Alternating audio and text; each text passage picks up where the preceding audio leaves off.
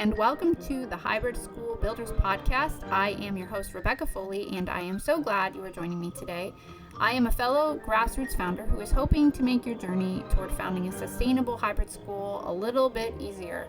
If you are dreaming of starting a hybrid school, or perhaps you've already gotten started, you are in the right place. Join me as we dive into real stories, practical tips, and hard-won lessons that I have learned to help you launch and grow your program with confidence. Remember, building a hybrid school is not just about creating a business or creating jobs. It's not even about just serving the children who attend the program. It's literally about reshaping the landscape of education, and we can do that one community, one entrepreneur, and one program at a time.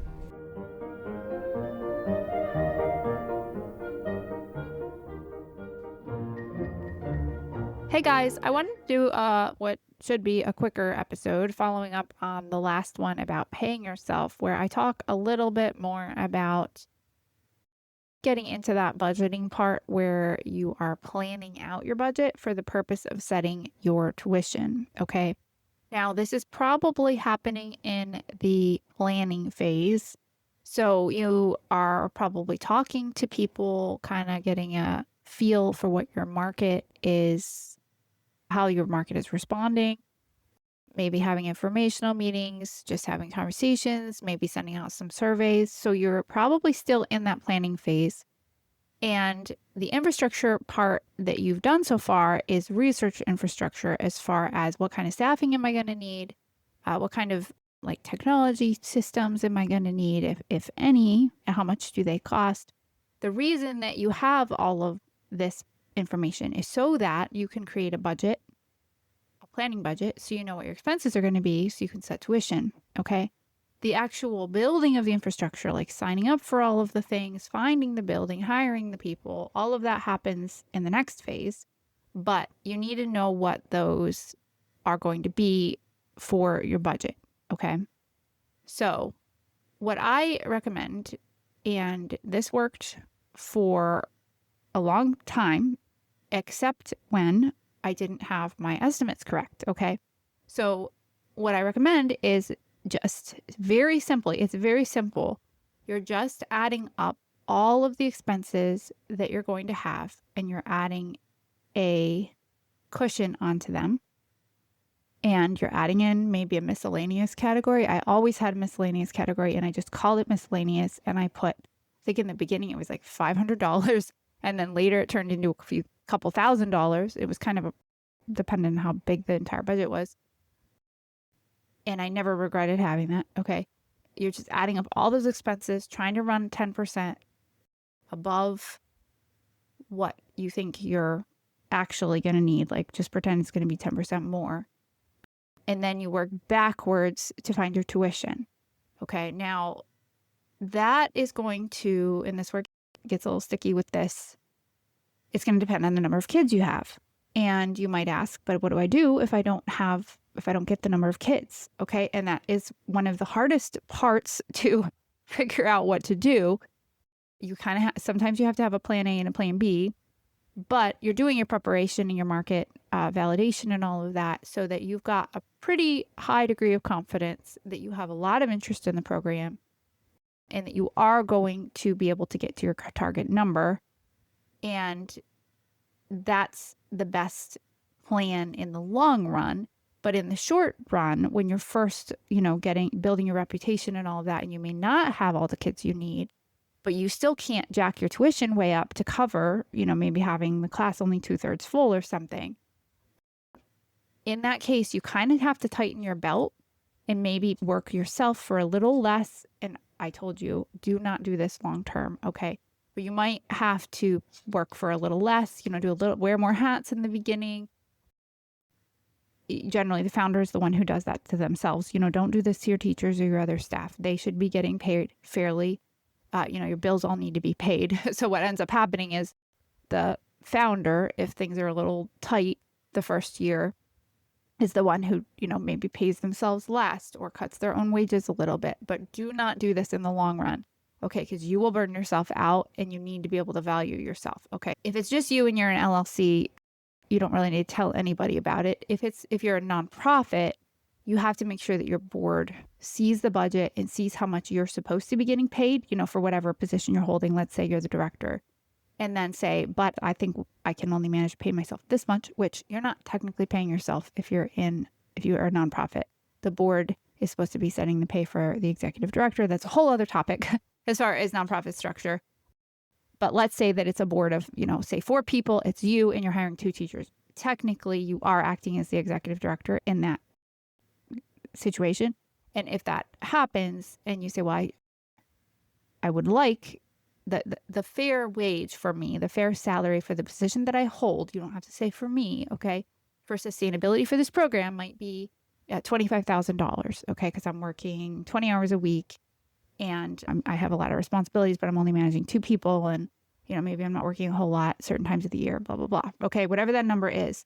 But I'm going to take a salary of 15 or 10 this year because right now it looks like we're running at 2/3 of our kids and I want this to get going. So I'm willing to do that. The next year we can, work my way up. That's one option. Okay. You can also just wear a lot of hats. Okay. Like maybe you do all your secretarial, even though you really would like to hire someone out next year. Maybe you're there the whole time and you're acting as the aide and do the administration.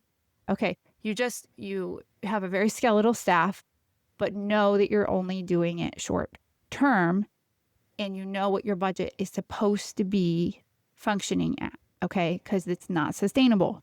Everyone will burn out if you try to do that for too long. All right. So that's what I'm going to be into you is that you shoot for the sustainable numbers and feel pretty confident that you're going to get there. But if there's just this learning curve kind of where you're getting there and it's looking good and you're getting interest and things are looking good, you can tighten your belt for a year to get things off the ground. Okay.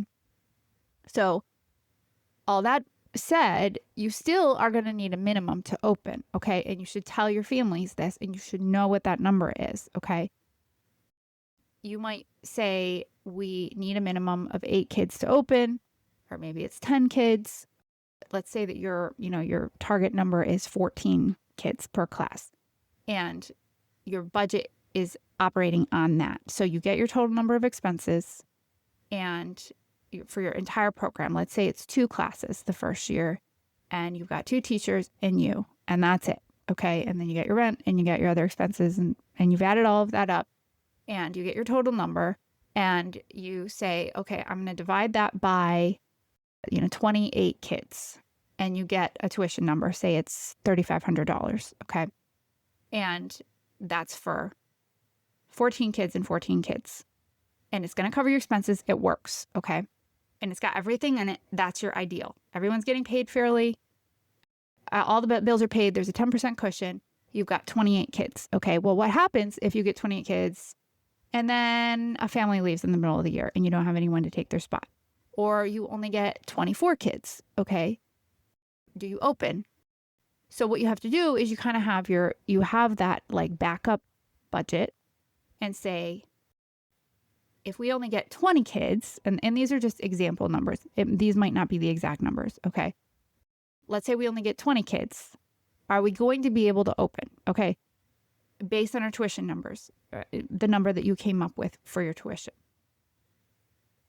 If you take your tuition number and you multiply it by 20, and I'll talk later about things like sibling discounts or any kind of discount you give people. You have to be really careful with your estimates when you have any kind of discounts, because if everyone takes the discount or more people than you thought took the discount, you could be in for an unpleasant surprise. But let's say you take, the tuition. Let's say every kid's paying the same number and you multiply by 20 and you get your total revenue. All right. And you say, oh man, we're going to be short by this number. Okay. Maybe it's, $10,000 or something. 10 kids, it would be more like $30,000. You're going to be short $30,000. Okay, well, where is that $30,000 going to get cut from? And if you say, I can't do it, we can't do it. Okay, if you can't do it, you literally cannot do it, then your minimum is not going to be 20 kids. It's going to be whatever number you can do it at. Okay, so maybe at 24 kids, you can cover, if you really tighten your belt and, you really cut a few things just for that first year, You can do it at 24 kids, even though your ideal is 28 or whatever. That's going to be your minimum. So you're going to have to tell your families we need a minimum of 12 kids per class to open the program. All right. That way, and you're going to have to decide whether you give them the registration fees back or whatever. If you're completely closing your doors entirely, you should probably try to give them the registration fees back. But in general, it's okay to say you have non-refundable registration fees. That's like the one you collect when people first sign up for the program, not the actual tuition. You probably are going to want to tell them that their tuition is refundable. If you end up closing your doors and they've paid you, you should give them back their tuition. But also tell them we need a minimum. We have to have this minimum or we can't open the class. Okay. So that's something you have to work out. I'm not going to get into all the details of that right now, but you kind of have to have that like minimum to open number where you can cover your expenses, your bare expenses, and tell your families that. And then you can have like your plan B, like, your tighten your belt budget where you can pull it off for a year. It's not sustainable long run, but you can pull it off for a year. And then you have your, plan A, which is filling all of those classes and the tuition amount. Okay. Now, to say a little bit more about number of kids and tuition. All right. Small classes generally are going to need higher tuition. Larger classes, you could probably have a bit lower tuition. So you have to find like a sweet spot that's going to be informed by like your educational philosophy as well as practical things like your space. Okay.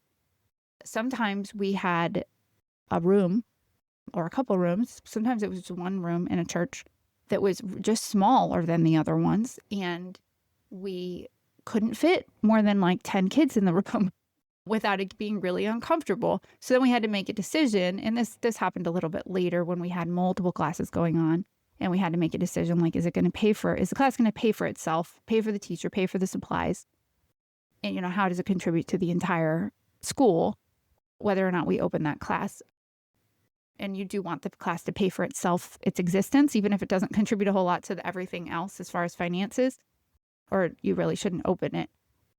But you want to look at those practical things with your space, which is why it's good to either have your space or have a pretty good handle on what the possibilities are for space as you're going into writing up this budget. Because if you plan on having 18 kids in a class and then you cannot find a space that holds 18 kids in each class, then you're going to wish that you'd set your tuition a little higher and just made your classes smaller. Okay. On the flip side of that, sometimes you have a philosophical desire to have small classes, like, oh, it'd be great if we just had 4 classes and they only had 8 kids each. Okay, that's quite possible, but just understand when you're talking to families and doing your market research, you want to have a handle on what your tuition is probably going to cost to have classes that small, because it's a pretty big difference. Okay, one of the quickest ways to get more money for your program, because it really doesn't cost anything, is to make your classes a little bigger. Okay. Now, again, you have to be clear on your philosophy and you want to deliver on what you say you're going to deliver on for your family. So if small classes are really important, and again, I'm talking about a small school looking program, not like a micro school that's just one classroom.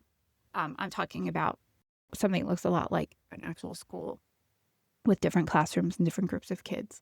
However, you might divide them out by grade or whatever. You want to understand going into it, you don't make promises that you're not going to end up being able to keep. Okay, you're probably not going to be able to charge $2,000 a kid and have 8 kids in a class. Okay, it's probably not going to happen unless that $2,000 is only for 1 4-hour day or something like that. You're probably just not going to be able to do that. You might be able to charge a lower tuition if you have larger classes though, but you usually can't have small classes and low tuition unless you have some other stream of revenue. Okay. So that's why you want to add up all those expenses, divide it out by kind of your ideal number of kids, see what that tuition number looks like, and then you can adjust from there. All right. So sometimes it's just like, well, I'd love to only have 12 kids, but let's see what it looks like if I do 14 kids. Okay. Or I thought I could charge this amount, but it's not going to work. So let's just add $100 to tuition or $150 to tuition, and you're not doing this after you tell people about it. You're doing it on paper, behind the scenes, before you've announced anything. If you're doing an interest meeting and stuff, and you've already done this kind of really roughly, and you're like, tuition's going to be between $3,000 and $3,500. If you're telling people that in an interest meeting, you're 98% confident that's true, and that usually is a pretty realistic number for about a 2-day-a-week program, especially if it's meeting in a church. That's okay to give a range, right? But don't make promises like, oh, it's only going to be $2,800, and you actually don't really know what all your expenses are. Don't make promises until you've worked the actual numbers out, okay? Add up your expenses, divide by like your ideal class size, number of children in the program, and figure out what that tuition number is. And then, if you need to play around with it a little bit and see what number of kids and tuition number gets you into a workable, doable combination where the tuition is reasonable. It's about what you think the families will respond well to. The class sizes are a good size and they're within, acceptable numbers for what you're wanting to do for your program, will fit into the building that you're possibly looking at. Then you've got a pretty good handle on everything, okay? And that's how I would strongly suggest deciding on your tuition.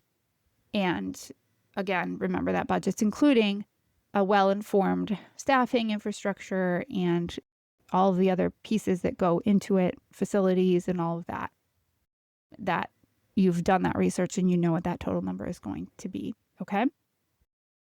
So that's how you would come up with your tuition. And I'll just say a word about discounts because it is really important. Most programs like to give sibling discounts. If you've got a family with 3, 4, or 5 kids, we have multiple families with four kids, some with even more than that in the program. But even just 2 or 3 kids, a lot of these families are really trying. They have to sacrifice a lot to afford the program. They're one-income families or whatever, and you want to be welcoming to families. We wanted to be welcoming to families. You probably do too. So it's really nice to be able to give a sibling discount. However, when you're doing your budgeting, it can really throw off your estimates because you don't know how many families are going to sign up with multiple children. Okay.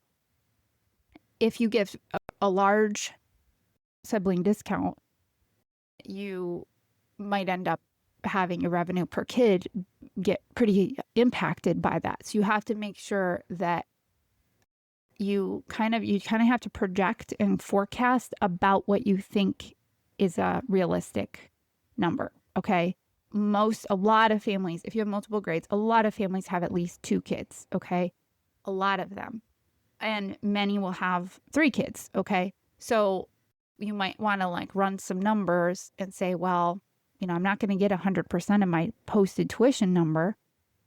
I'm going to maybe get 92% or something like that on average. So I might say that I'm charging $3,400, but it's going to actually come out to about, 92 or 93% of that number on average per kid. And I did find once I think we had about 150 kids a couple years ago. And I just looked at, these were kids who were already signed up, had signed their billing agreements, families. And I looked at the total number for all of the revenue. And then I just divided it by the number of kids who were actually signed up and saw what our tuition average was actually coming in and compared that to what our posted tuition was. And it was about, I believe it was around 92% on average. Okay. So then going into the next year's budget, I was able to take that number and say our tuition is this number, but what we actually get is 92% of that on average. That's what our projected revenue, the total number we're actually going to be bringing in is actually only going to be 92% of our tuition times our number of kids. Okay. And that helps a lot. But on the other side of that, and that's going to be true for any kind of discounts you give. I ended up removing, after our first or second year, the kind of the promotion we were running when we were first trying to just get people to sign up to pay their tuition in full in the beginning, and then they would get a discount. Well, so many people paid their tuition in full and took the discount that ended up like having my tuition revenue be like, I think it was $150 or $200, like less than what I thought it was going to be. And that really adds up a lot. It was like thousands and thousands of dollars. And this was when my budget was really, really tight. I was happy if I had $1,000 in the bank at the end of the first year or whatever. And that makes a huge difference. Okay. So I ended up removing that, and that was fine. We just kept sibling discounts. But the other thing was staff discounts. If you end up giving staff discounts for their children, I think a lot of programs end up doing 50%, half off. Did that also can be pretty impactful, especially if you end up hiring a lot of parents and their kids end up being your students, but you're only getting 50% of the tuition. Okay. That again, it's going to throw your revenue numbers off. Okay. So again, it's hard because you have to just make a projection. You just have to take some realistic numbers and understand what that's going to do to your budget. Okay. It's always better if your tuition's already within a pretty reasonable number and it's looking good, but you're a little like, I don't know. I think I might end up with a lot of, moms bringing their kids and a lot of large families with sibling discounts and stuff. It's better. And again, before you advertise it, it's better to just bump that tuition number up a little bit. It might be $50 a kid or $100 a kid. It might even be $150 a kid. If you feel pretty confident that people want what you're offering, there's nowhere else they can go for this. And it's not about, taking advantage of anybody. It's just about setting the number at kind of a market rate for what you're offering. Okay. So you might think, well, we're going to do just fine at $3,200 per kid. I think we're going to be fine, even with discounts and all of that, all our expenses. I feel pretty confident about $3,200 a kid, except that I don't know what will happen if, every single teacher I hire has 3 kids they bring with them. And all of a sudden, just go ahead and charge $3,300. Okay. Because now that extra $100 per kid is going to add up to $2,000 for 20 kids. And that might, make a big difference for you your first year. And again, it depends on how many kids you have. You have a lot more cushion when you have a larger program with a lot more kids. But in the beginning, when you first have just a dozen or a couple dozen kids and just a couple teachers, every single child and every little discount impacts you a lot. It's better to just start with a little bit higher of a number if you're pretty confident in your interest. Okay. So that would be my recommendations for setting your tuition, working back from your expenses, and thinking about discounts and all of that. There's a lot of pieces to pull together as far as what your market can handle and your market research and where else they could go for this and what a realistic number is and all of that kind of thing.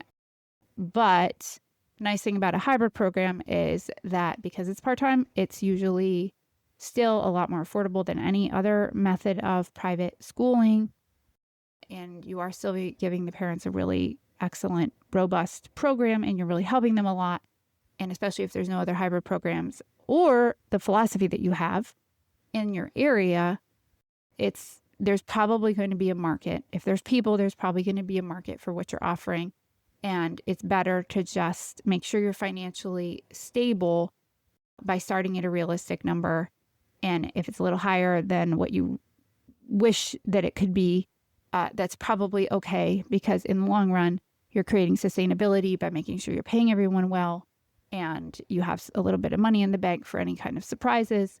And that's, in the long run, going to serve your families better than scrimping and just calling upon them for volunteering or fundraising all the time or whatever. The kind of thing where you just always kind of give the impression that you're broke and don't have a lot of money. It's a lot easier to run a quality program, but be very, very fiscally responsible. I highly recommend being very fiscally responsible. You're not throwing money away by any means, but you are being sound in your planning. Okay. People trust you when they see that. And that's what they're looking for, is a trustworthy program and something where they know what they're going to have to pay. They just pay it, and then they just feel like they're getting a really good quality product or service for what they are paying for. That's what they want. That's what they value. And it's okay to do that as long as you've done your market research. Okay. So I hope that is helpful.